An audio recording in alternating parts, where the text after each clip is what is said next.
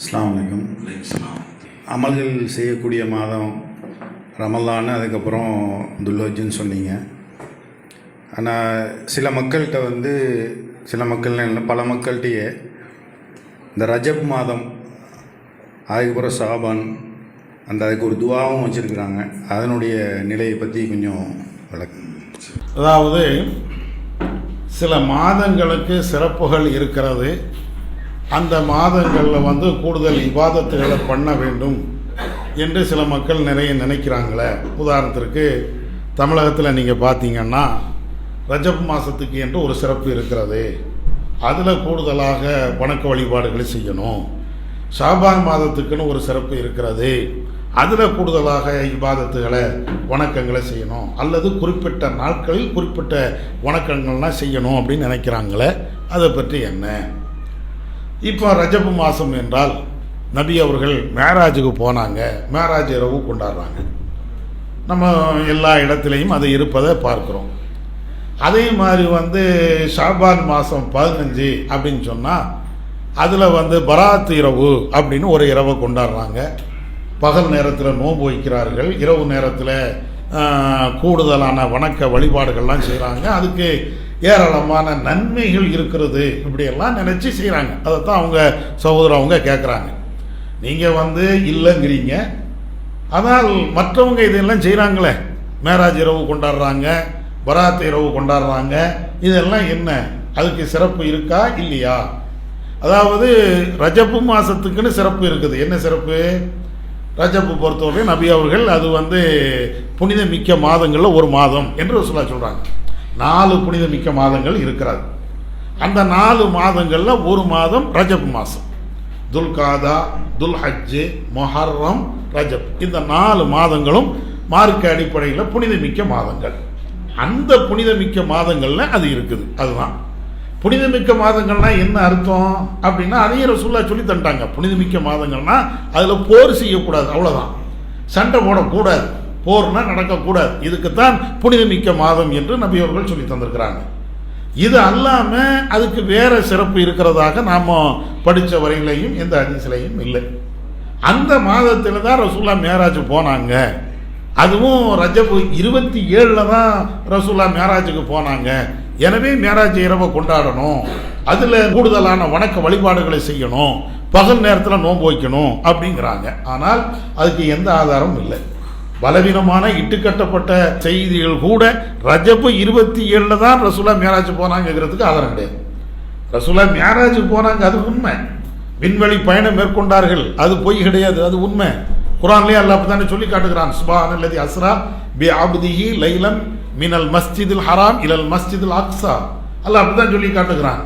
அல்லாஹ்வே தூய்மையானவன், அவன் மஸ்ஜிதுல் ஹராமில் இருந்து மஸ்ஜிதுல் அக்ஸா வரையிலையும் தன்னுடைய அடியாரை அழைத்து சென்றான். மேராஜ் இரவை பற்றி குர்ஆன்லயே அல்லாஹ் சொல்லி காட்டுகிறான். ரசூலுல்லாஹ் மேராஜ் இரவு போனது உண்மை, சொர்க்க நரகத்தை பார்த்தது உண்மை, மஸ்ஜிதுல் அக்ஸாவில் போய் நபி அவர்கள் தொழுதது உண்மை.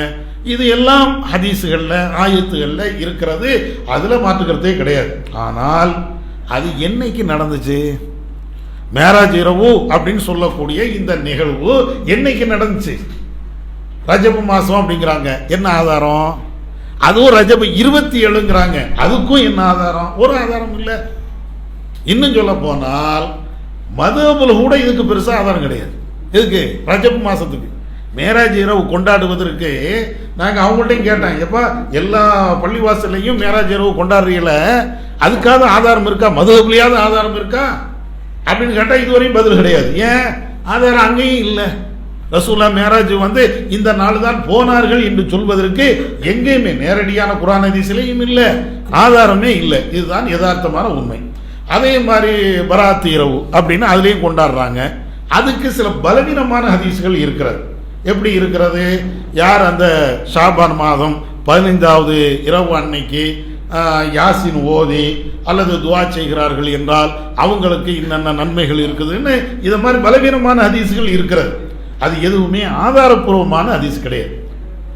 ஷாபான் 15ல் இப்படி செய்தால் நன்மை இருக்குதுன்னு வரக்கூடிய எதுவுமே ஆதாரப்பூர்வமான செய்திகள் கிடையாது. அப்போ அந்த அடிப்படையில் அதையும் நம்ம கொண்டாட முடியாது.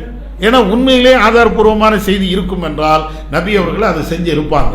அல்லாஹ்வுடைய தூதர் நமக்கு அப்படி ஒரு வழிகாட்டுதலை காட்டி இருப்பாங்க. அது எதுவுமே இல்லை. அதனால இதை மாதிரி இரவுகள் கொண்டாட்டம், கூடுதலான வணக்க வழிபாடுகள், சிறப்புக்குரிய வணக்க வழிபாடுகள் செய்வதற்கு மார்க்கத்தில் எந்த ஆதாரமும் இல்லை, செய்யக்கூடாது. இவைகள் அனைத்துமே நபி அவர்கள் காட்டித்தராத பிதாத்தி என்ற வழிமுறைகளைத்தான் சார்ந்தது. அதாவது என்ன செய்கிறாங்கன்னா, ரஜபு மாசத்துல ஒரு துவா ஓதுவாங்க. எங்க சுன்ன ஜமாத்து பள்ளி வாசல்ல தொழுகை முடிச்சதற்கு பின்னாடி என்னன்னா, யா அல்லாஹ் எங்களுக்கு ஷாபான் மாதத்தில் வாழ்கின்ற பாக்கியத்தையும் ரமலானை அடைகின்ற பாக்கியத்தையும் எங்களுக்கு நீ தா அப்படின்னு கேட்பாங்க. அதாவது ரஜப் மாசத்துல இப்படி ஒரு துவா செய்யறது. எப்படி, யா அல்லாஹ் இப்ப எங்களுக்கு வந்து ரஜப் அடைய வச்சுட்ட, ஓ பல்லிக்னா ஷாபான், ஷாபானை அடைகின்ற ஒரு பாக்கியத்தை எங்களுக்கு தா, ரமலான் அடைகின்ற ஒரு பாக்கியத்தை எங்களுக்கு தா அப்படின்னு கேட்குறாங்க. சரி, இதெல்லாம் ரசூலா கேட்டுருக்கணும்ல, நம்மள கேட்டுட்டு இருக்கிறோம். ரசூலா இன்னும் சொல்ல போனால் ரமலானுக்கு அவ்வளோ பெரிய சிறப்பு இருக்குது.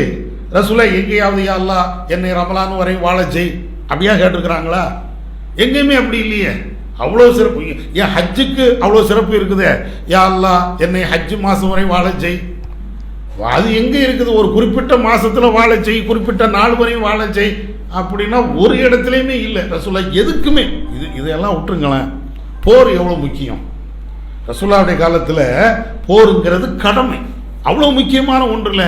என்னைக்கா ரசூலா எப்படி கேட்டாங்களா, யா அல்லாஹ் தபூக் போர் வரையும் என்ன வாழ செய், உஹது போர் வரையும் என்ன வாழ செய், ஹந்தக் போர் இப்படியா கேட்டிருக்காங்களா? அதெல்லாம் ரசூலா போகணும். ரசூலா நிற்க வேண்டிய ஒரு இடம். அப்ப அந்த மாதிரி ஒரு நிர்பந்தமான நேரத்தில் கூட எனக்கு இந்த நாள் வரையும் வாழ செய், அந்த நாள் வரையும் வாழ செய், இந்த இப்படி கூட ஹதீஸ்ல நீங்க பார்க்கவே முடியாது. ஏன்? அது அல்லாஹ்வுடைய நாட்டம். எனக்கு எப்போ அவன் வாழ்க்கை முடியணும்னு வச்சிருக்கிறான்னு அன்னைக்கு ஆரோக்கியமான வாழ்வை தான் கேட்கலாம், அது வேற மேட்ரு. ஈமானோடு வாழ்கின்ற பாக்கியத்தை தான் கேட்கலாம், அதையெல்லாம் கேட்கலாம். ரசூலா அதெல்லாம் கேட்டுக்கிறாங்க. யா முகல்லிபல் குலூப் சப்பித் கல்பி அலா தீனிக், உள்ளத்தை எல்லாம் புரட்டக்கூடியவனே என்னுடைய உள்ளத்தை உன்னுடைய மார்க்கத்தில் உறுதியாக நீ வை அப்படின்னு ரசூலா அதுக்கெல்லாம் துவா செய்கிறாங்க. வாழ்கின்ற காலமெல்லாம் ஈமானோடி வாழ வேண்டும் அப்படிங்கிறதுக்கெல்லாம் துவா செய்கிறாங்க. ஆனால் இந்த நாள் வரையும் வாழ செய், அந்த நாள் வரையும் வாழ செய், இது எங்கே இருக்கும்? இன்னும் சொல்ல போனால் அது ரசூல்லாவுடைய இயல்புக்கே மாற்றம் இல்லை. ரசூல்லா இந்த உலகத்தில் வாழணும்னு பெருசாலாம் ஆசைப்படுறது கிடையாது. நான் அப்படி வாழணும் இப்படி வாழணும் அந்த ஆசையெல்லாம் ரசூல்லாவுக்கு இருக்காது. வாழ்கிற வரையும் அதுக்காண்டி மரணத்தையும் அவங்க கேட்க மாட்டாங்க. எனக்கு நாளைக்கே மரணத்தை தா அப்படின்னு கேட்க மாட்டாங்க, கேட்கக்கூடாதுன்னு தடையும் பண்ணியிருக்கிறாங்க. அதே நேரத்தில் வாழ்கின்ற காலகட்டத்தில் ஈமானோடி வாழணும். அதுதான் ரசூலா நம்மளுக்கு கற்றுத்தந்ததே தவிர இவ்வளோ நாள் நான் வாழணும் இவ்வளோ நாள் நான் வாழணும் எங்கே கேட்டாங்க ரசூல்லா? 63வது வயசில் ரசூல்லா இறக்குறாங்க. இறக்கும்போது சஹாபாக்கள் எல்லாம் கடுமையான வருத்தம், ரசூல்லா இறந்தாங்களா இறக்கலையா அப்படிங்கக்கூடிய அளவிற்கு பயங்கரமான சச்சரவுகள் ஏற்படுது. உண்மையிலேயே அந்த மாதிரி சச்சரவுகள்லாம் இல்லாமல் போகிறதா இருந்தால் அல்லாஹ்வே வஹீல சொல்லியிருப்பான், எப்பா ஒரு 2 வருஷத்துக்கு கூட்டி போடு என் வாழ்க்கையை, இப்படி நீ துஆ செய், இறைவன் அப்படி இறக்கிருக்கலாம்ல. அப்படி கூட இல்லையே. ரசூல்லா அப்படி கேட்டதாக எந்த வரலாறும் நம்மளுக்கு இல்லை. அதனால இவங்க கேட்கறது மார்க்கத்தில் இல்லாத ஒன்று. அதே மாதிரி அவங்க துஆ செய்கிறதும் கூட ஆமீன் அதுக்கு தான் வச்சிருக்கிறாங்க. இதுக்கும் மார்க்கத்திற்கும் சம்பந்தமே இல்லை என்பதை தான் இதுக்கு பதிலாக சொல்லுவோம்.